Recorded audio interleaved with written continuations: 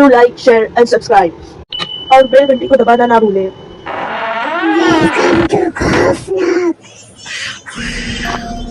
Hello दोस्तों, आपका खौफनाक डार्क वर्ल्ड में स्वागत है।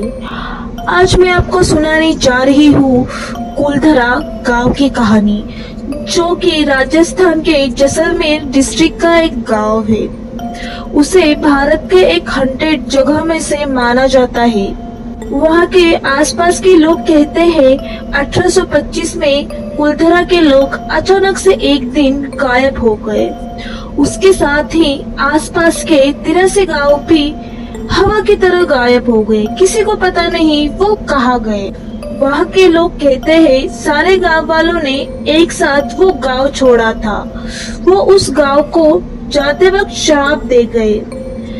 वो श्राप ऐसा था, उस गांव में फिर कोई नहीं बस पाएगा। अगर किसी ने बसने की कोशिश भी की तो वो कभी खुश नहीं रह पाएंगे।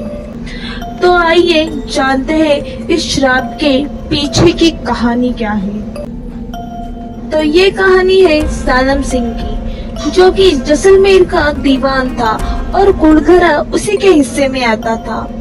सालम सिंह बहुत ही क्रूर आदमी था, ऐसे वहाँ के लोगों का कहना है। जब सालम सिंह 11 साल का था तब उसके पिता को राजद्रोह के जुर्म में गला काटकर मारा गया था। उसके पिता भी जैसलमेर के सोने के किले में दीवान थे।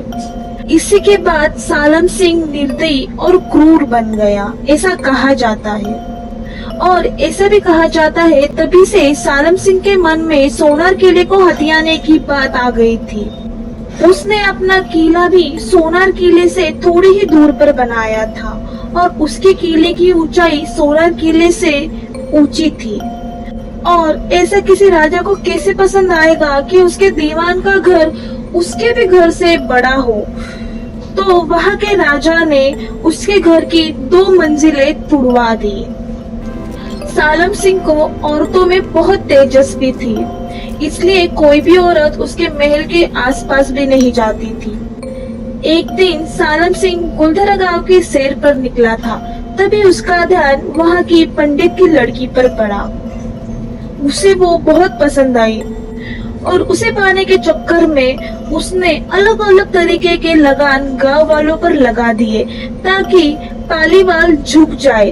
पर ये लोग बहुत अमीर थे, इसलिए सालिम की मंशा पर पानी फिर गया। इसके बाद सालिम सिंह इतने नीचे गिर गया कि उसने पंडित की बेटी को बहुत बार उठाने की भी कोशिश की, पर वो उसमें भी नाकामयाब हुआ। सालम सिंह बार बार नाकामयाब हो गया तो उसके सर पर जुनून चढ़ गया उस लड़की को पाने के लिए। उसने कुलधरा गांव में संदेश भिजवा दिया कि अगर अगले पूर्णमासी की रात लड़की को हवेली पर नहीं भेजा गया तो वो अगले दिन सारे सैनिकों के साथ गांव पर हमला कर देगा। गांव वालों को अपनी इज्जत बहुत प्यारी थी।